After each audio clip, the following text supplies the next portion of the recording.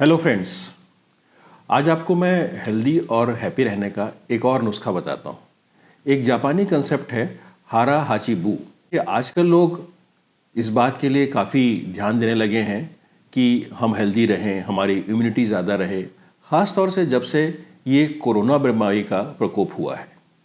तो आज के वीडियो में हम जानते हैं कि हारा हाची बू कंसेप्ट क्या है और इससे हम कैसे अपने को हेल्दी और हैप्पी रख सकते हैं।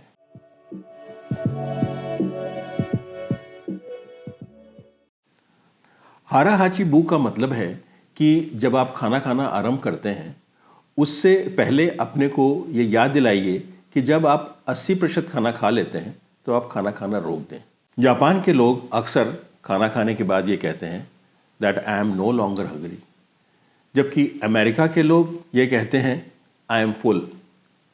एक्सपेरिमेंट्स में ये देखा गया है कि आप किस तरह की भाषा इस्तेमाल करते हैं, इसका फ़र्क इस बात पे पड़ता है कि आपका कैलोरी इनटेक क्या है। इसीलिए जापान के लोगों का अक्सर कैलोरी इनटेक 1800 कैलोरी के लगभग होता है पर डे, और जबकि अमेरिका के लोगों का लगभग 2500 कैलोरी पर डे होता है।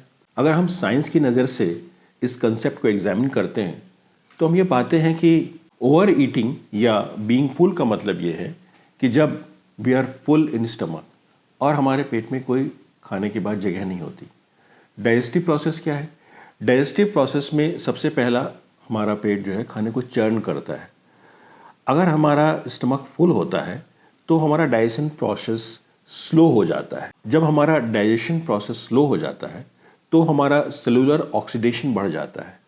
जब सेलुलर ऑक्सीडेशन बढ़ जाता है तो इसका असर हमारे एजिंग प्रोसेस पे पड़ता है। अगर हम 80% ही खाना खाते हैं तो इसका असर हमारी ओबेसिटी, एसिडिटी, एसिड रिफ्लक्स या और मेटाबॉलिक प्रोसेस पे पड़ता है और ओवरऑल हमारी हेल्थ इंप्रूव होती है। जापान में एक शहर है ओकिनावा। एक सर्वे में पाया गया है कि सबसे ज़्यादा सैनिटेरियंस यानी 100 वर्ष तक जीने वाले लोग इसी शहर में रहते हैं। तो इस बात को साइंटिस्ट ने एग्जामिन किया और ये पाया कि इनकी डाइट या क्लाइमेट किस बात का इस पर असर पड़ा है कि वहाँ के लोग काफ़ी अधिक हेल्दी होते हैं और उनकी उम्र भी ज़्यादा होती है। तो ये पाया गया कि ये जो कंसेप्ट है हारा हाची बू का, ये लोग वर्षों से ओकिनावियंस जो हैं वो उसको अपना रहे हैं।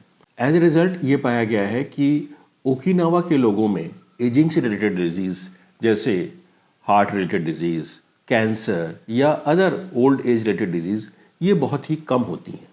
अब प्रश्न ये है हाउ टू फॉलो हारा हाची बू। इसके कुछ स्टेप्स मैं आपको बताता हूँ।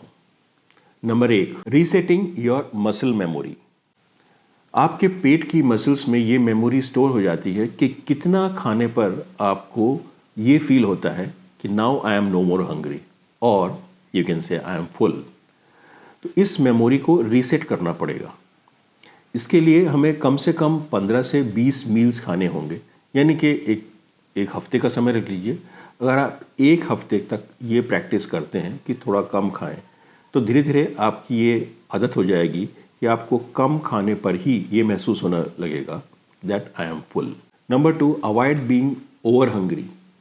जब आप ज़्यादा देर तक खाना नहीं खाते हैं तो बहुत तेज़ भूख लगती है और उस वक्त आप ज़्यादा खाना खा लेते हैं और आपको इस बात का भी ख्याल नहीं रहता है कि हमारे फूड में न्यूट्रिशन लेवल क्या है।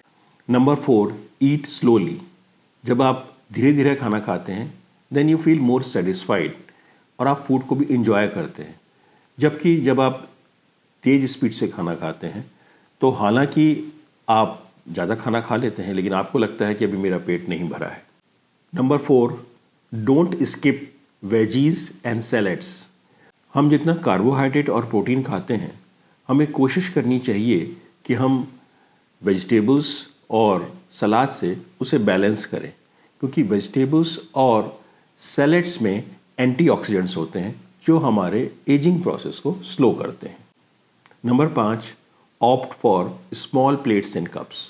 आपने शायद कभी नोट किया हो कि अगर आप चाइनीज़ या जापानीज़ फूड खा रहे हैं तो प्लेट्स और कप्स छोटे साइज़ के होते हैं। जापान के लोग छोटी प्लेट और छोटे कप में खाना पसंद करते हैं, क्योंकि ये वहाँ का ट्रेडिशन रहा है कि आप अगर एक ही खाने को 5-6 छोटी छोटी प्लेट में खाते हैं तो ऐसा लगता है कि आप बहुत ज़्यादा खाना खा रहे हैं, पर एक्चुअल में आपका फूड की क्वांटिटी कम होती है।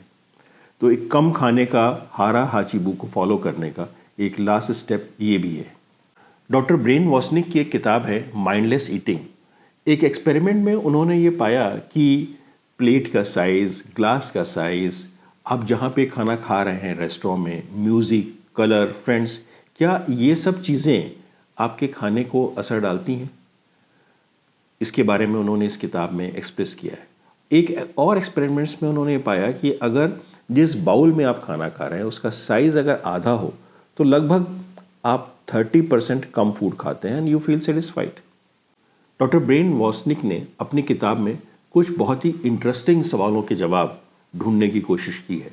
Why do we eat more than when we dine with friends? What hidden persuaders are there by restaurants and supermarkets to get us to overeat? How does music or color of the room influence how much and how fast we eat? How can we mindlessly lose instead of gain up to 20 pounds in the coming year? तो इसलिए दोस्तों राज की बात यह है कि ईट in moderation, और यही है हारा हाचिबू। अब इसे फॉलो करना या ना करना ये आपके हाथ में। Thank you friends for seeing today's video. See you in next video. Till then, bye bye, नमस्कार।